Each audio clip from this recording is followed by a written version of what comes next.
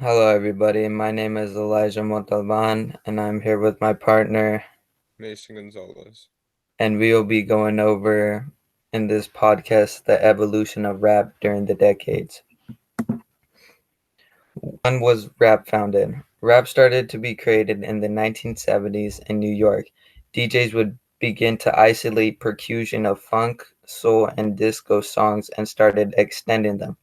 As with most of the genres, music you can argue for hours about what rap actually is, but the first inconvertible rap record would be Rapper's Delight by the Sugar Hill Gang, which came out in about 1979. Who founded rap is a question that many people ask, and the person who founded it was DJ Kool Herc.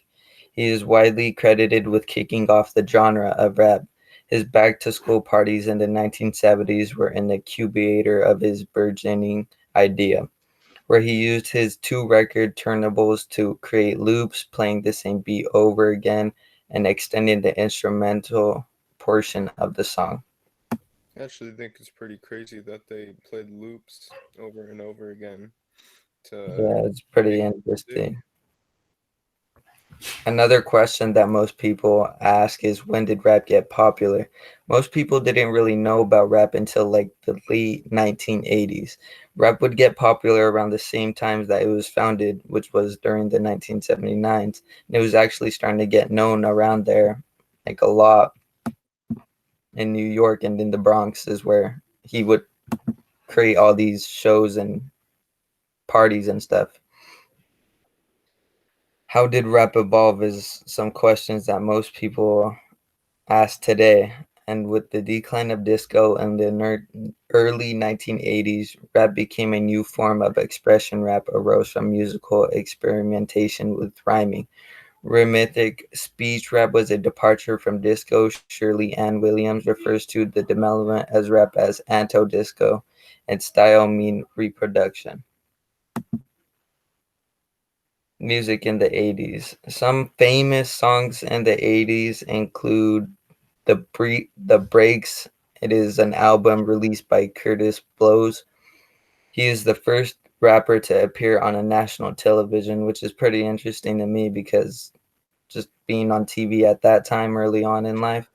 Yeah, especially. Gila Go Rap is released by Captain Rap and Disco Daddy. This is considered the first West Coast rap album, which I find interesting because as I started researching a lot about this, I'd found out that there was different types of like raps, like West Coast rap, East Side rap, just a lot of different raps.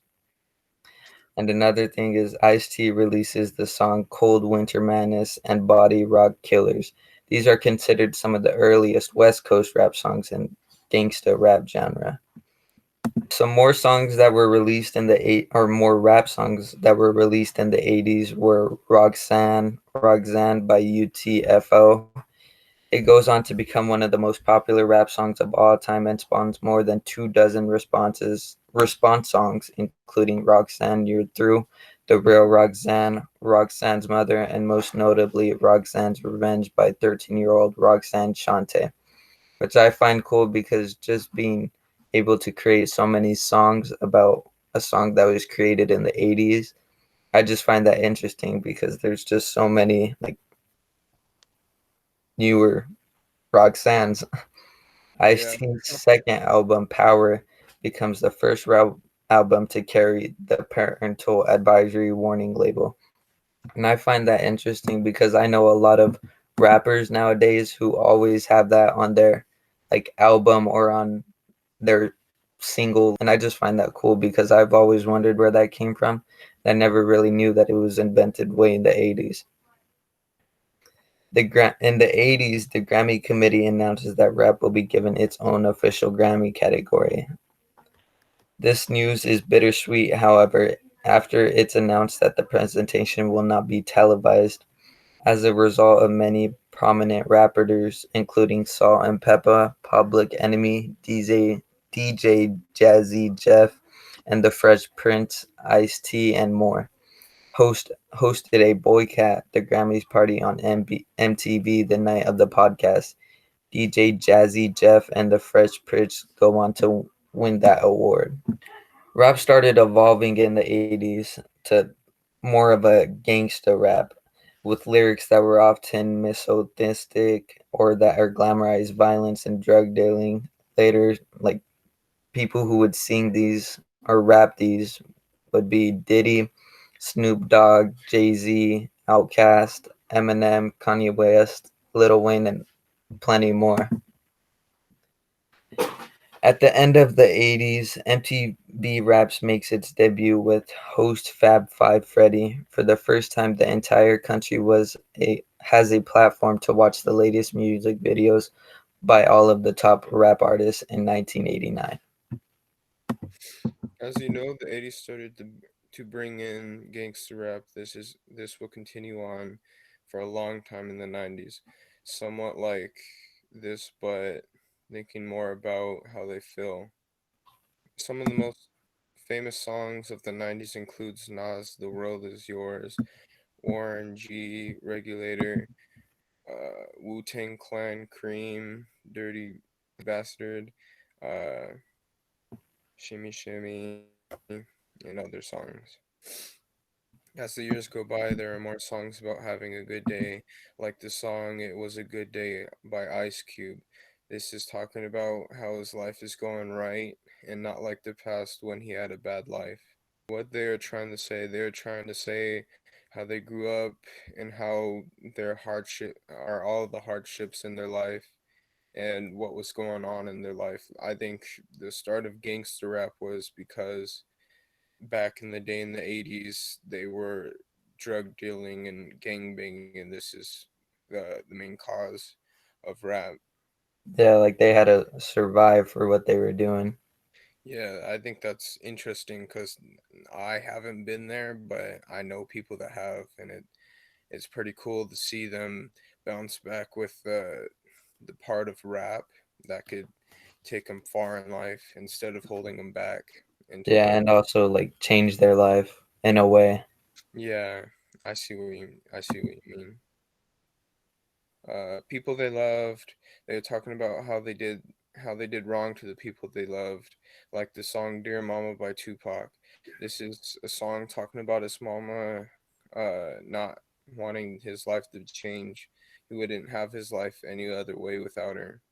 What they think at the end of the 90s, they were talking about how the world is going bad and what is happening to it, but in a way don't put in actual problems. They like put in different things to simulate what is going on in the world. Rap in the 2000s, there's starting to be many different types of raps. Uh, what I've been researching, I've seen from the 2000s up, there's been a lot more love rap, which is pretty interesting in my idea because rap started out as hippie hop and all that. And then it changed to gangster rap. I didn't think it was going to change from there, but apparently did. And there's more in rap. There's a lot more types of it, and that's just one type. Some famous. Empire State of Mind by Jay-Z featuring Alice Keys. Drop It Like It's Hot by Snoop Dogg featuring Pharrell, which is originally topped the charts for 10 weeks from November 2004 to January 2005. It was the number one song on the Billboard Decade and Rap Songs to chart. The top rap songs artist on the 2000s was 50 Cent, who attained 7 number one singles during the decade. Some of these included In the Club, 21 Questions, Magic Stick, Pimp, Candy Shop, Hate It or Love It, and Just a Little Bit. Continuing on with love rap is still the biggest are the top hits of the 2000s to 210s. That is the most recent music, not right now, but it was the music that was going on back in 2000 and 210. Rap singing. When it started to hit 210, there was a lot more rap singing. That is when there is one person that raps and another that sings. I thought this was interesting because you could add two worlds together and make a pretty good song out of it. Rap in the 2010s. In 2017, with the increase in streaming services, influence over the Billboard Hot 100 rap music became the most popular genre in the US. In its fourth decade of growing, surpassing rap and pop music, hip hop was elevated to a new level, outselling rock music for the first time and saw subgenres like trap and SoundCloud rap achieving mainstreaming success. Some of the famous rappers in 2010 were Kanye West feature J. Cole, Travis Scott, Jay Z, Nicki Minaj, Tyler the Creator, and many more. Today we have given facts, details, and famous rappers and how rap has evolved over the decades. That is all for now, and we'll see you later from me and Mason Thanks for listening. listening.